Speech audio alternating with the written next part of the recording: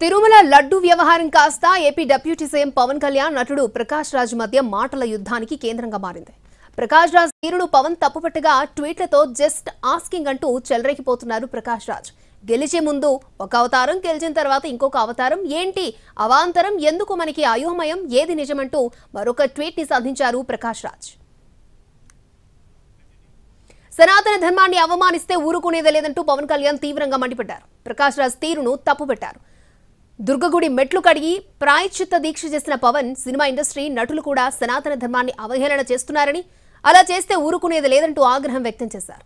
ఇతర మతాలతో ఇలాగే వ్యవహరిస్తారా అంటూ ఫైర్ అయ్యారు. ప్రకాష్ రాజ్ తీరుపై మండిపడ్డారు. తాను విదేశాల్లో సినిమా షూటింగ్ లో ఉన్నానని, వచ్చాక స్పందిస్తానన్న ప్రకాష్ రాజ్ మరొక ట్వీట్ చేశారు. పవన్ పేరు ఎక్కడా ప్రస్తావించినప్పటికీ సెటైరిక్ గా పవన్ ని టార్గెట్ చేశారు.